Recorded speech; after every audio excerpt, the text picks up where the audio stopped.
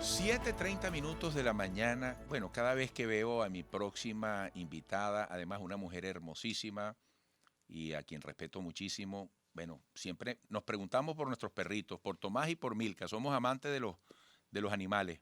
María Verdial, vicepresidenta nacional del Partido Movimiento al Socialismo, abogada, especialista en ciencias penales y criminológicas, derechos humanos y en políticas públicas, profesora de la UCB. María, bienvenida, buenos días. Un placer, Eduardo, estar nuevamente aquí en el estudio. Esta es tu reaparición en el estudio. Sí, sí, ¡Wow! sí, Oye, porque oye, que verdad que esto es una bendición poder era por Zoom. coincidir otra vez, ¿no? Así es. Presencialmente.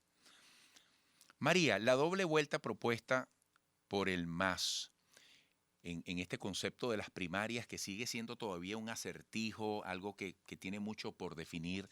Por favor, ¿en qué consiste? ¿Cuál es la razón de ser de esta propuesta? Eso es interesante que la gente lo vaya asimilando. Bueno, en principio nosotros planteamos la necesidad de primarias, aun cuando conocemos todo lo que significa y a lo mejor las grietas que puede dejar unas elecciones primarias. Bueno, en el contexto de la oposición venezolana es imprescindible, bueno, llegar a esa metodología. ¿Y por qué la doble vuelta? Bueno, hablábamos de las elecciones en Colombia, en Argentina, elecciones primarias por bloques opositores. Y podríamos ir a la doble vuelta, que cada bloque haga en principio sus primarias y Sus quien primarias quede internas. interna, no, las primarias por bloque. Aquí está la plataforma unitaria, está la Alianza Democrática y está un sector que no pertenecemos ni a la Alianza Democrática ni a la plataforma unitaria, que Ese somos sería un todos tercer bloque. opositores. Ese sería un tercer bloque. Bueno, pudiéramos hablar de tercer A esos bloque, efectos. de que no estamos militando ni participamos en ninguna de estas dos agrupaciones de la oposición y la dispersión opositora. Entonces, bueno, pudiera hacerse, además las diferencias marcadas que existen entre sectores de la oposición, pudiéramos ir a una doble vuelta luego de que cada sector, cada bloque hiciera sus primarias. Bueno, eso evitaría también el trauma. Yo no me siento contigo porque por X circunstancia, no me siento por aquel. Y bueno, lamentablemente no colocar a Venezuela como interés general y colocar a Venezuela como el único interés que tenemos, que debemos tener todos los ciudadanos y todos los venezolanos. Entonces, eso es parte de decir, bueno, vamos a una doble vuelta. De esa doble vuelta, ¿qué puede aparecer? Bueno, quien quede en primero y en segundo lugar, pudiera hasta hacer una fórmula presidente y vicepresidente, aun cuando el vicepresidente no es electo de acuerdo a nuestra constitución por vía de elecciones directas, sino nombrado. Pero eso aliviaría lo que es también las tensiones entre las legítimas aspiraciones. Estamos hablando que hay cerca de nombres que se conocen, casi 40 candidatos o precandidatos de la oposición venezolana. Entonces, eso es parte de lo que el MAS ha puesto y ha dicho que debe construirse. Y también añadíamos recientemente, a propósito de los anuncios de la plataforma unitaria, la necesidad de que nadie, ningún sector secuestre lo que es las primarias y la elección de un candidato único para las elecciones del 2024. Eso debe ser un proceso amplio, un proceso inclusivo, plural, con lo que significa la diversidad opositora, y es hacia allá donde debemos apuntar. Que sea el mecanismo de primaria propiamente el que decante quiénes Así llegan es, al final y cómo se define esto. así es. Pero ¿sabes algo, María Verdial? Hay que comenzar por explicarle a la gente qué es la Alianza Democrática, qué es la plataforma unitaria. Bueno, ¿cuál es? Porque yo creo que mucha gente no tiene idea, mucha gente está desinteresada. Bueno, es que yo escuchaba, además soy oyente permanente de tu programa, estaba escuchando parte como una especie de editorial que das tú esta mañana Ujú. y la entrevista que tuviste previo a esta. El 80% según las encuestas rechaza a la dirigencia política, a los partidos políticos, independientemente de dónde se agrupen, cómo se llamen. La fuerza, entre comillas, opositora no existe, porque, bueno, el desencanto, la desconexión, la desesperanza que por los errores cometidos y nos colocamos en primera persona por la dirigencia política, no reconocidos, no hacer un mea culpa, pero sí reconocer los errores para no volverlos a cometer. Eso pareciera que no importa, paso la página y vengo y me presento y no ha pasado nada. Y aquí estoy yo y tengo el mismo liderazgo y tengo el mismo apoyo. No, los ciudadanos están Y hay grupos de expectantes. puros y hay grupos de alacranes No, y tildados hay así por grupos los de impuros puros. y yo no sé dónde, yo decía, o grupos que son más opositores que otros, o les duele más el país que a otros. Y yo siempre he dicho, yo no sé en qué laboratorio hay un termómetro o te sacan la sangre para determinar cualquier característica. Nosotros hemos insistido en la reconciliación, en el reencuentro, en el respeto y reconocimiento de lo que es la dispersión y la pluralidad de la oposición venezolana. Y apartar eso a un lado, apartar esas diferencias, por supuesto, nunca hemos compartido ningún tipo de calificativo hacia ningún sector ningún sector de la sociedad, pero en el caso del sector político que nos hemos autodestruido, porque en ese proceso hemos transitado durante más de 20 años. Es lamentable, ahorita repito, el país está expectante de qué va a suceder, pero es obvio que el país quiere un cambio político y ese cambio político pacífico, electoral y democrático que tenemos a la vuelta de la esquina, aunque parezca que el 24 es muy lejos, debe ir construyéndose con todos estos añadidos, pero con una candidatura única. La dispersión, quién quede por fuera, bueno, eso será una lectura que el ciudadano seguramente la va a hacer de buena manera. Tú sabes que me llama la atención y has utilizado el término varias veces y me parece muy descriptivo, clave para entender esto. La palabra dispersión, la Mm, dispersión de la oposición. mm. Y también hablabas de la autodestrucción. Y entonces uno dice, pero si están las condiciones claritas para ganarle unas elecciones al actual gobierno, ¿dónde está la torpeza o el egoísmo o la arrogancia o la indiferencia para no poder compilar las fuerzas necesarias? Tú sabes el mensaje que hubo el 21 de noviembre y el 9 de enero, Así es. en tanto tiempo que ha pasado.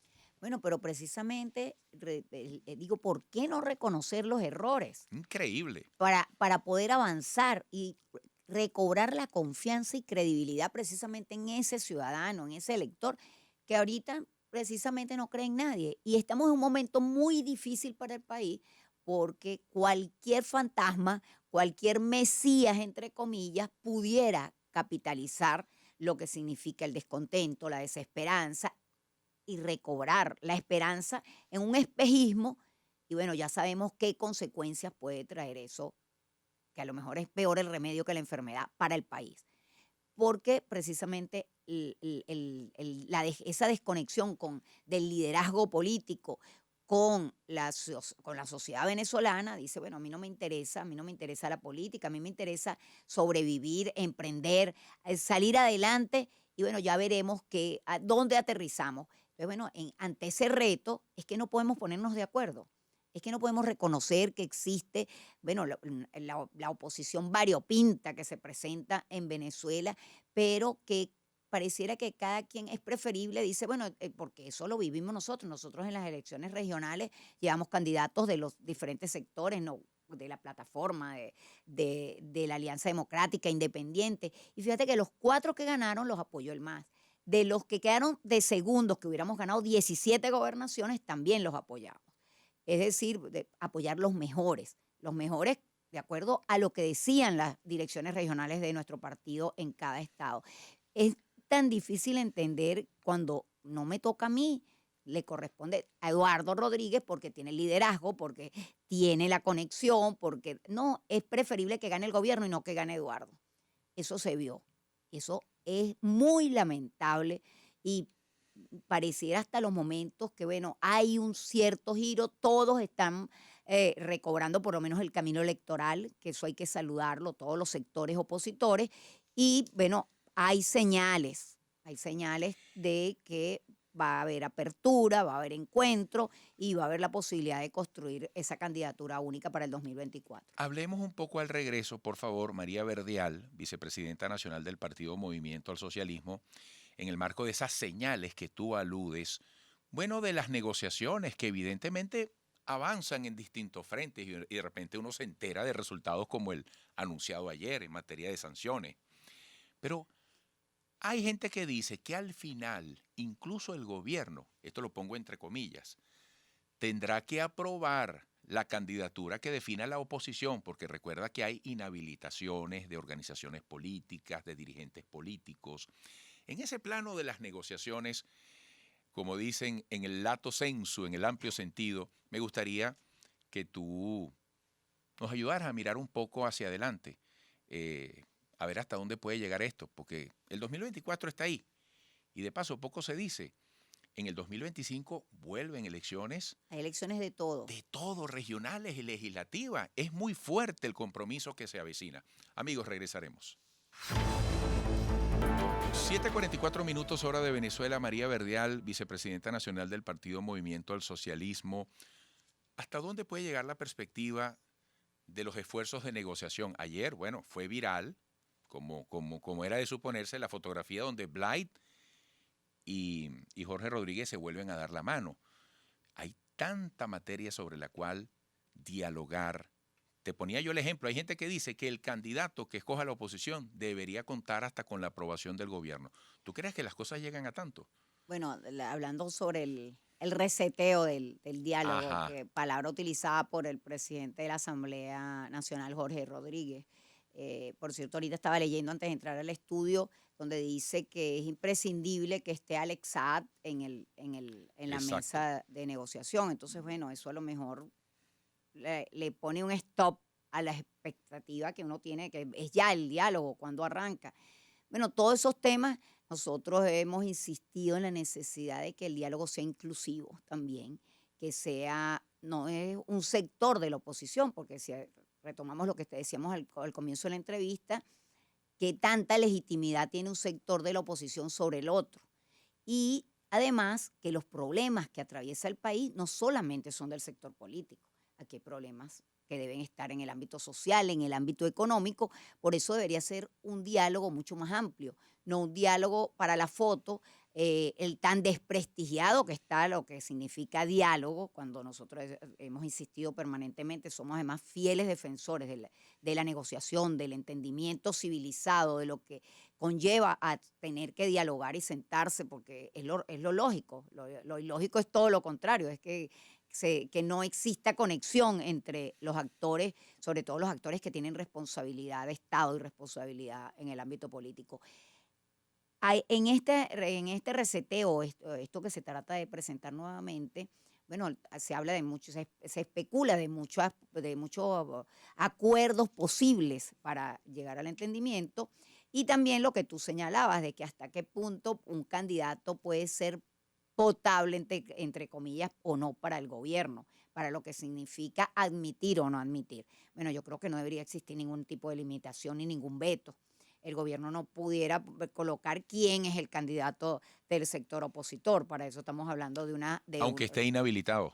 no, es que no deben existir las inhabilitaciones. Eso es algo que creó este gobierno, que inventó, que no es Eso debería legal. ser materia superable en las Por negociaciones. supuesto, materia superable, el tema de la legalización de los partidos políticos o la judicialización a la inversa de lo que Que la D de Bernabé, que la D de Ramos Ayú, que el bueno, PJ de ese es un este, del problema que otro. nosotros tenemos una opinión al respecto, rapidito para señalar que el tema de judicializar o no tiene también mucha responsabilidad con los actores internos de los partidos.